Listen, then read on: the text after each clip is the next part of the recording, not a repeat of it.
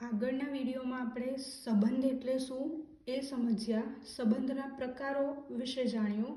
તો હવે આપણે સંબંધના પ્રકારો એટલે કે રિક્ત સંબંધ, સાર્વત્રિક સંબંધ, સ્વવાચક સંબંધ, સંમિત સંબંધ અને પરંપરિત સંબંધ એના કેટલાક દાખલાઓ જોઈએ. અહીં પહેલો દાખલો છે પૂર્ણાંકોના ગણ Z પર વ્યાખ્યાયિત સંબંધ. સંબંધ આપ્યો છે R=XY જ્યાં x - y એ પૂર્ણાંક છે. આપેલ સંબંધ સ્વવાચક, સંમિત અથવા પરંપરિત સંબંધ છે કે નહીં તે નક્કી કરો. તો જોઈએ, અહીં જે સંબંધ આપ્યો છે R એ x - y પૂર્ણાંક છે એવું કીધું છે અને જે આપણી પાસે ગણ છે એ છે Z. આપણે આ સંબંધને ચકાસવાનો છે ગણ Z પર. તો ગણ Z માટે સંબંધ R =XY, x - y એ પૂર્ણાંક છે. પ્રથમ આપણે ચેક કરીશું સ્વવાચક માટે. સ્વવાચક માટે એક ઘટક લઈ લઉં XX belongs to R. અહીં જે સંબંધ છે એ x - y પૂર્ણાંક થવો જોઈએ, પરંતુ આપણી પાસે ઘટક XX છે તો x - x આનો જવાબ શું આવશે? 0. અને 0 એ પૂર્ણાંક સંખ્યા છે. 0 belongs to Z માટે આપેલ સંબંધ સ્વવાચક સંબંધ છે.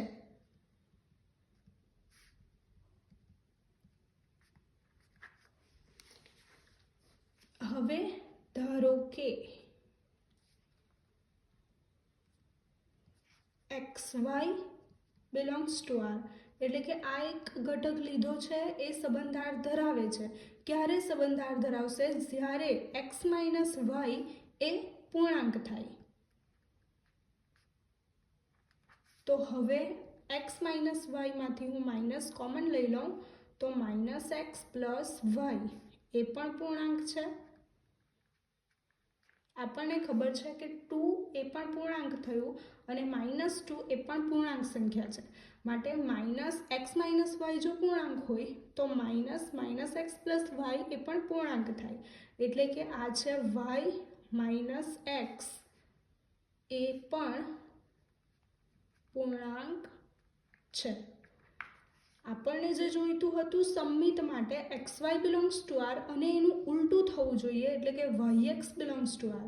તો અહીં x - y એ પણ પૂર્ણાંક થાય છે અને y - x એ પણ પૂર્ણાંક થાય છે. માટે YX XY belongs to R છે અને આપણને મળી ગયું છે કે YX એ પણ શેમાં થઈ ગયું? સંબંધ Rમાં. માટે આપેલ સંબંધ એ સંમિત સંબંધ છે.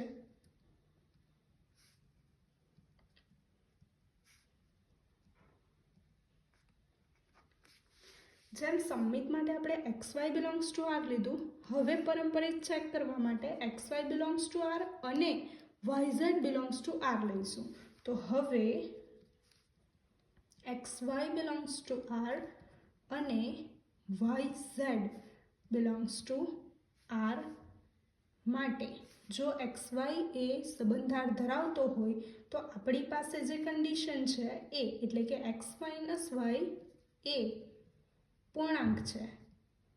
તેવી જ રીતે YZ belongs to R માટે y - z એ પૂર્ણાંક છે.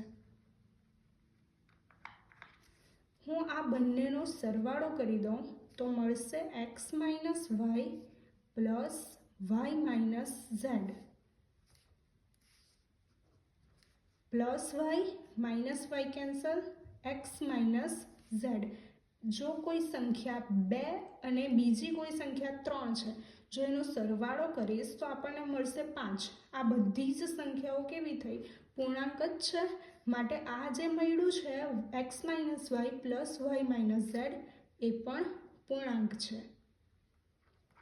માટે x - z એ પૂર્ણાંક છે. અહીં આપણને જે આપણે ધાર્યું હતું XY belongs to R અને YZ belongs to R અને આપણને શું મળ્યું? આ x - z એનો મતલબ થાય x minus z belongs to R. x minus Z એ પૂર્ણાંક મળી ગયું એટલે એક્સ ઝેડ પણ શું ધરાવે છે? સંબંધ R ધરાવે છે. અને આ ત્રીજી કન્ડિશન પણ આપણી સાચી પડી. માટે આપેલ સંબંધ કેવો થઈ ગયો? પરંપરિત. આપેલ સંબંધ પરંપરિત સંબંધ છે. તો આ રીતે જ આપણે બધા દાખલા માટે સ્વવાચક, સંમિત અને પરંપરિત ચેક કરીશું. સ્વવાચકમાં રિફ્લેક્સિવ મતલબ પોતે જ પોતાની સાથે કોઈ પણ ઘટક પોતાની સાથે સંબંધ ધરાવે છે કે નથી ધરાવતો. બધા જ દાખલાઓમાં તમને સંબંધ R આપી દીધો હશે અને એને કોઈક ગણ માટે ચેક કરવાનો હશે કે એ સંમિત છે, સ્વવાચક છે કે પરંપરિત છે. તો હવે આપણે એક બીજો દાખલો લઈ લઈએ.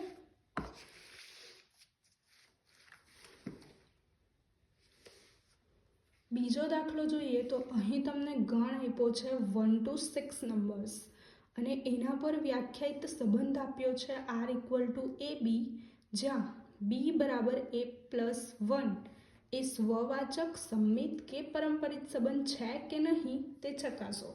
તો જોઈએ, આ ગણને હું A આપી દઉં છું નામ. ગણ A બરાબર 1 2 3 4 5 6. અહીં જે સંબંધ આપ્યો છે એ એટલે કે B = A+1, આ તમને ગુણધર્મની રીતે આપ્યો છે. એને આપણે યાદીની રીતમાં લખવું પડશે. તો સંબંધ આપને યાદીની રીતમાં લખવા માટે જે શરત આપી છે એ લઈ લઉં. A B = A+1. B = A+1. અહીં ગણ એ પર આપણે સંબંધ ચેક કરવાનો હોવાથી જે ઘટક લઈશું એ ગણ એના જ લેવાના હોય છે. તો પ્રથમ આપણે એની કિંમત 1 લઈએ. જો A = 1 લઉં તો આપણને B મળશે 1 + 1 = 2. તો અહીં જે આપણો ઘટક બન્યો એ થશે 1 2. એવી રીતે હવે A = 2 લઈ લઉં તો 2 + 1 = 3. 2 3 પોઈન્ટ મળ્યું. A = 3. 3 + 1 = 4. 3 4. હવે A = 4 લઈશ તો 4 + 1 = 5. 4 5. હવે A = 5 લઈશ તો 5 + 1 = 6. 5 6. હવે A = 6 લઈશ તો 6 + 1 = 7. તો અહીં જે બિંદુ મળે છે એ 6 7 છે, પરંતુ 7 એ ગણ એમાં ઘટક જ નથી. મતલબ આયરું આ જે છેલ્લું પોઈન્ટ મળે છે 6 7 જે શક્ય નથી. કેમ શક્ય નથી? તો 7 does not belongs to A. માટે આપણી પાસે જે સંબંધ બન્યો એના ઘટકો કયા કયા થશે? 1 2 2 3 3 4 4 5 5 6. યાદીની રીતે સંબંધ મળી ગયો. હવે આ સંબંધને ગણ એ પર સ્વવાચક, સંમિત કે પરંપરિત છે એ છે કે નથી એ ચેક કરવાનું છે. તો અહીં જોઈને જ ખબર પડી જાય છે કે કોઈ પણ એવો ઘટક નથી જે 1 1 હોય, 2 2 હોય, 3 3 હોય, 4 4 હોય કે 5 5 હોય. માટે અહીં A does not belongs to R હોવાથી જો તમારે ઉદાહરણમાંથી લખવું હોય તો 1 1 does not belongs to R, 2 2 does not belongs to R હોવાથી આપેલ સંબંધ સ્વવાચક સંબંધ નથી. બીજો સંબંધ જોઈએ તો સંમિત સંબંધ માટે ચેક કરવાનું છે. સંમિત માટે જોઈએ તો 1 2 અને એનું ઉલટું 2 1. 1 2 તો આરમાં છે બટ 2 1 આરમાં નથી, મતલબ સંમિત પણ થવાનું નથી. તો જોઈએ કે ધારો કે AB belongs to R. આ ઘટકને આરમાં લઈ લીધો છે તો જે તમારી આરની શરત છે એ કઈ છે? B = A+1. B = A+1. આ શરત થઈ. હવે મારે આનું જો ઉલટું લખવું લખવું હોય તો એ શું થાય, B A belongs to R, પરંતુ એ આરમાં નથી તો B A does not belongs to R, કારણ કે આ ઘટક જો આરમાં હોય તો આપણને શું મળે કે A equals to B plus 1, અને જોઈએ કે આ બંને વસ્તુ સરખી નથી, શક્ય નથી, માટે આપેલ સંબંધ સંમિત સંબંધ નથી. હવે ત્રીજો સંબંધ એટલે કે પારંપરિક સંબંધ માટે ચેક કરીએ. એના માટે આપણે કોઈ પણ 3 ઘટકો લેવાના છે. તો ધારો કે A B C belongs to R, એટલે કે પહેલું ઘટક લઈએ A B belongs to R અને B C belongs to R, અને આપણે જે ચેક કરવાનું છે એ AC belongs to R, AC ઘટક આરમાં હોવો જોઈએ એવું જોવાનું છે. તો પહેલાં તો A plus B belongs to R હોય તો એની શરત મુજબ B equals to A plus 1 થાય, અને B C belongs to R હોય તો C equals to B plus 1 થાય. આ ક્યાંથી આવે છે તો આપણા સંબંધ આરમાંથી આવે છે, જે સંબંધ આર છે એના પરથી. તો B equals to A plus 1 મળ્યું અને C equals to B plus 1 મળ્યું. આ જે બી છે એ પ્લસ 1 અને સી છે બી પ્લસ 1, તો અહીં બીની કિંમત, જો આ જે C equals to B plus 1 છે ત્યાંથી હું બીની કિંમત લઉં તો શું મળે, સી માઇનસ 1.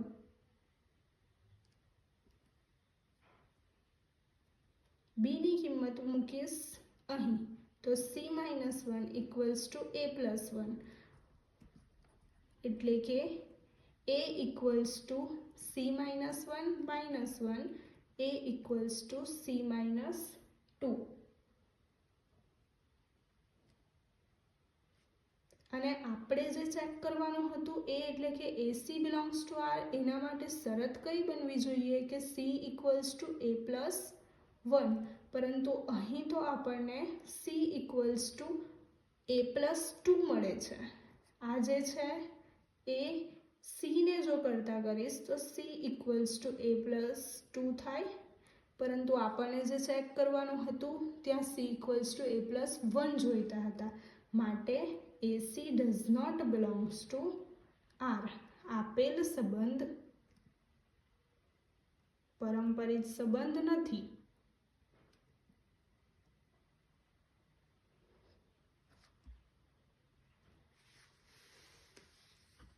આવી જ રીતે એક ત્રીજો દાખલો જોઈ લઈએ.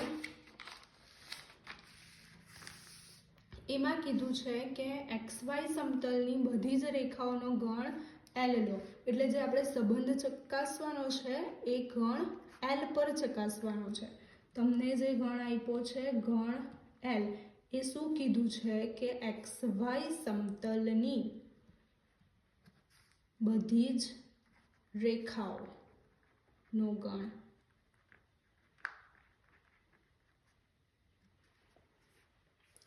સંબંધ જોઈએ કે આ રેખા ગણ L પર સંબંધ કેવો આપ્યો છે, તો સંબંધ કીધો છે R equals to L1 L2, જ્યાં રેખા L1 અને રેખા L2, રેખા L1 એ રેખા L2 ને સમાંતર છે. સમાંતર રેખાઓ કેવી હોય તો બંને વચ્ચેનું અંતર કેવું થશે, સરખું, અને એક આગળ જતા ક્યારેય એકબીજાને છેદતી નથી. તો હવે જોઈએ સંમિત સંબંધ માટે. સંબંધને આપણે અહીં સામ્ય સંબંધ છે એવું સાબિત કરવાનું છે, અને સામ્ય સંબંધ ક્યારે થાય, જ્યારે આપેલો સંબંધ એ સ્વવાચક હોય, સંમિત હોય અને પારંપરિક હોય. તો ચેક કરીએ કે આ ત્રણેય સંબંધો થાય છે કે નથી થતા. જો ત્રણેય સાબિત થઈ જાય તો આ જે સંબંધ આપ્યો છે એ તમારો સંબંધ થશે સામ્ય સંબંધ. પહેલા જોઈએ સ્વવાચક માટે. તો ધારો કે L1 બિલોંગ્સ ટુ R. આ એક ઘટકને આરમાં લીધો છે, તો અહીંયાથી આપણને શું મળવું જોઈએ કે રેખા L1 એ સમાંતર છે રેખા L1ને જ. તો કોઈ પણ રેખા એ પોતાને તો સમાંતર થવાની જ છે. અને બીજું કે સમાંતર માટે તમારી પાસે સંકેત છે બે ઊભી લાઈન. એવી જ રીતે લંબ રેખા હોય તો ઊંધો ટી થાય છે. તો L1 અને શોર્ટમાં લખવા માટે હું શું કરીશ, L1 સમાંતર L1. શરત સેટિસ્ફાઈડ થઈ ગઈ, ધેરફોર L1 એ આરમાં આવી ગયું. L1 belongs to R. માટે આપેલ સંબંધ સ્વવાચક સંબંધ છે. હવે જોઈએ સમમિત માટે. તો એક ઘટક લઈ લઉં L1 L2 belongs to R. તો અહીંથી આપણને શું મળશે, L1 સમાંતર છે L2. કોઈ પણ બે રેખાઓ સમાંતર રેખાઓ લઈ લીધી છે, આ L1 છે, આ L2 છે, બંને એકબીજાને સમાંતર છે. જો પહેલી રેખા એ બીજીને સમાંતર હોય તો બીજી પણ પહેલીને સમાંતર થવાની, એટલે કે આપણને મળશે L2 સમાંતર L1. અને આના પરથી થઈ ગયું L2 L1 એ શેમાં છે, સંબંધ આરમાં. L1 L2 belongs to R માટે L2 L1 belongs to R મળી ગયું. માટે આપેલ સંબંધ સમમિત સંબંધ છે. હવે જોઈએ પરંપરિત સંબંધ માટે. તો એના માટે બે ઘટકો લઈશ, L1 L2 belongs to R અને L2 L3 belongs to R. પરંપરિત માટે આપણે જે પણ ઘટકો લઈએ એ L1 L2 અને અહીં જે ઘટક છે તે જ બીજા ઘટકમાં સ્ટાર્ટ થતો હોવો જોઈએ. તો L2 L3 belongs to R. L1 L2 belongs to આરમાંથી આપણને મળશે કે L1 સમાંતર L2. આ L1 એ રેખા L2 ને સમાંતર છે. અને અહીંથી આપણને મળશે L2 સમાંતર L3. આ ત્રીજી એક લાઈન છે L3 જે L2 ને સમાંતર છે. જો L1 L2 સમાંતર હોય અને L2 અને L3 પણ સમાંતર હોય તો ઓબ્વિયસલી L1 એ L3 ને તો સમાંતર થવાની જ છે.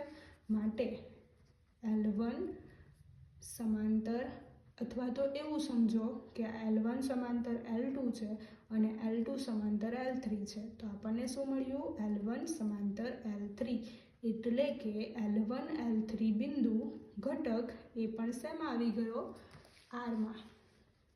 L1 સમાંતર L2 સમાંતર L3 માટે L1 સમાંતર L3, L1 L3 belongs to R. માટે આપેલ સંબંધ પરંપરિત છે. અહીં સ્વવાચક સંબંધ પણ છે, સમમિત સંબંધ પણ છે અને પરંપરિત સંબંધ પણ છે. આમ આપેલ સંબંધ સ્વવાચક, સમમિત અને પરંપરિત હોવાથી સામ્ય સંબંધ બને છે. તો આવી જ રીતે બધા જ દાખલાઓ કરવાના છે. સ્વવાચક માટે L1 બિલોંગ્સ ટુ આર લઈ લેવાનું. એ સંબંધ આરની શરતને સેટિસ્ફાઈડ કરે છે કે નથી કરતી એ ચેક કરો. એટલે કે L1 બિલોંગ્સ ટુ આર થાય છે કે નોટ બિલોંગ્સ ટુ આર થાય છે એ ખબર પડી જશે સ્વવાચક માટે. સમમિત માટે L1 L2 belongs to R લઈએ તો એનું ઉલટું એટલે કે L2 L1 આરમાં હોવા જોઈએ તો સંબંધ સમમિત થશે. પરંપરિત માટે કોઈ પણ બે ઘટકો લઈશું, L1 L2 belongs to R, L2 L3 belongs to R. તો શું ચેક કરવાનું, L1 L3 પણ આરમાં હોવા જોઈએ. તો એ થશે પરંપરિત સંબંધ. અને અહીં ત્રણેય સંબંધો થાય છે માટે આપેલ સંબંધ કેવો થયો, સામ્ય સંબંધ. એક MCQ જોઈ લઈએ.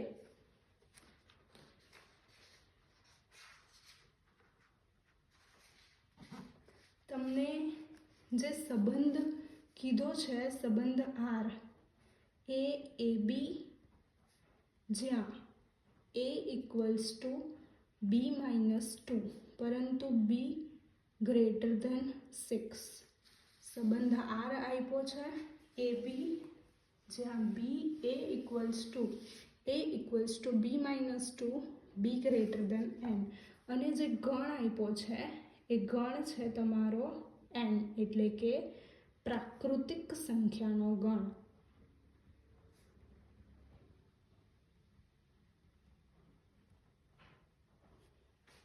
આ સંબંધને ગણ એન પર ચેક કરવાનો છે.